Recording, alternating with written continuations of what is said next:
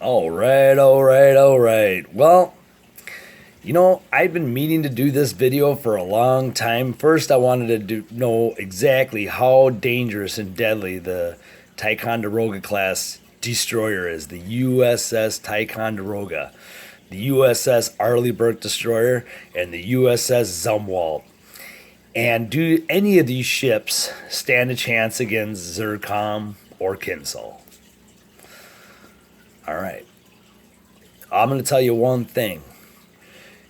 We have a missile called SM-6 that can take down Zircom.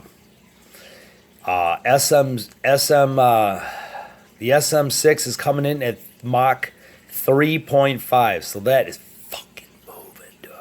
That is fucking hauling ass. Big time, dude. You know what I mean? I can't be that loud because everybody's still sleeping. That's why I can't wait to get my new house. I have my studio, dude. You know what I mean? I can do whatever the fuck I want. But this thing uses a scramjet engine, the Kinzhal. This is what we're going to talk about. We're going to talk about the dreaded Kinzhal missile. This is the one that can be either fired from either a sub, a plane. The MiG-31 is the perfect delivery system for this thing. And you could also fire from a destroyer. And it's got a hit-to-kill tip on it, or you can go nuclear. So you can have a hit to kill like kinetic energy just to rip our U.S. aircraft carrier right in half. You know what I mean? And just take out just that. Or you could equip this thing nuclear and it would take out the whole strike group except for the subs.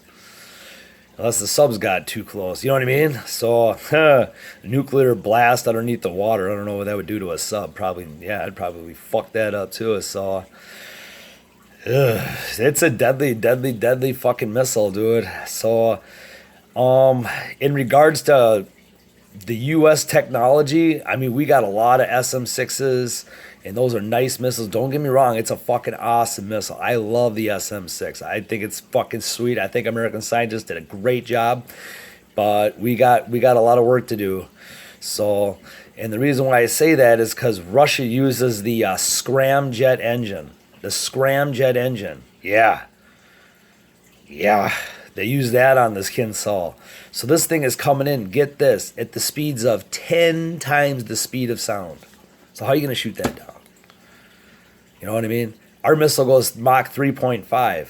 That's not 10 times the speed of sound. So in this case scenario, I would have to say Zircom. We could totally take down Zircom if we needed to, because Zircom comes in at roughly Mach 4. 3.8 to Mach 4, right around there. Right, it's kind of a gray area where she comes in, right around there. So the SM-6 would do a great job of defending against Zircom. They do not have a lot of Kinzhals. I believe that Russia's got a lot more Zircoms than they do Kinzhals. Like I said, Kinzhal in my previous videos is his bigger brother. This is the bigger one. This is the heavy hitter. This has got the bigger nuke. How big the nuke is completely and utterly classified. I wish I knew. I wish I could tell you, but I can't. I don't even fucking know. They don't release that information. So they say that the distance of this thing can go up to 1,250 miles plus. 1,250 miles, that's a long fucking ways. Coming in at 10 times the speed of sound, you better watch your ass, U.S. Navy, on this one. Don't let this thing get released. This is kind of like if you were flying a plane, you know what I mean, in the air, and what happens when the S-400 gets released or the S-500 gets released. You're in a world of shit. You know what I'm saying? It's just, it ain't going to go so well for you. Do you want to know how fast the S-400 travels?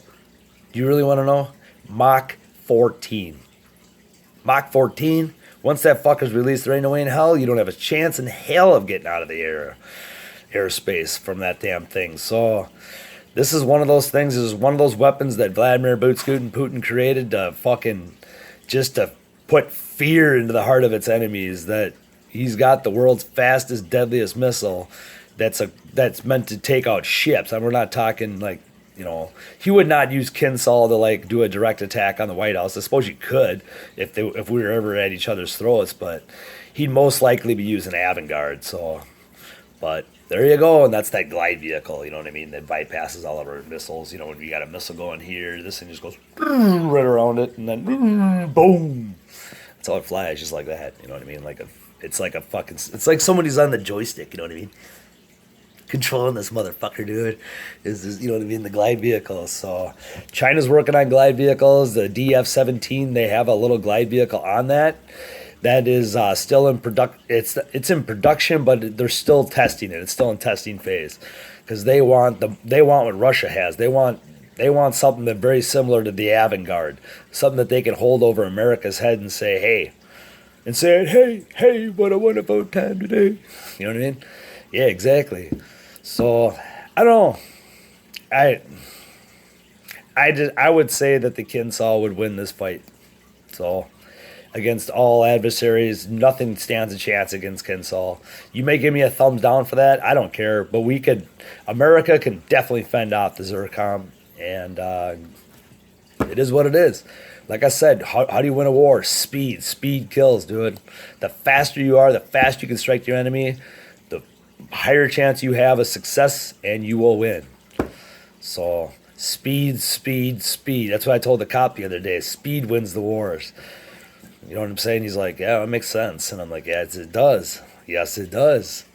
When you think your missile defense system is up to par and you know what I mean, and it's only good up to Mach 4, well, if you have something coming in at fucking like this thing coming in at 10 times the speed of sound, boy, you're gonna have some very, very bad day. This thing could strike anywhere it wants to. It doesn't matter. So this is not a glide vehicle though. This thing takes off in a regular trajectory, and that's it. And it fires at its fucking target. So it's not a glide vehicle, thank God. That's Avangard. All right, love y'all. Now you know. I don't know. Leave it in the comments section below. Do you think that America could shoot down this thing? I don't think so. That's my honest opinion, but that's just my opinion. You know what I mean? The stats are stats, and speeds are speeds, and that's it. You know? If you're going to be shooting down a bullet with a bullet, you better hope that your bullet's the same speed as that other fucking bullet, or as you ain't going to do much good up there. You know what I mean? And these missiles are just going to come raining in, whether you like it or not. Yeah, we'll have missiles flying, but they're just going to go miss their fucking target, and that's it. So that's why America's got a lot of work ahead of us. We do. We got a lot of work ahead of us. You know, yeah, we got all these stealth ships and Zumwalts and Ticonderoga class destroyers and Arleigh Burkes, 66 Arleigh Burkes. Jesus, 66. What we do, that's what we got. There's a lot of fucking ships, dude. But there's one thing that Russia's got that if they put a nuke on this motherfucker, they could take out an entire aircraft carrier group. So remember that, U.S. Navy. So tread lightly, and God bless you, and God bless America, and may your SM-6 guard you, and good luck. Let's hope we don't have to tango with the Kinzhal. I know you guys could probably most likely take down about 1 or 2 Zircons. That'd be about it. But in regards to Kinzhal, I think she's going to make her way in. So that's just my opinion. Like I said, leave it in the comment section below. What do you think? I don't know. It's up to you two. All right, love y'all. Peace and love from Fargo.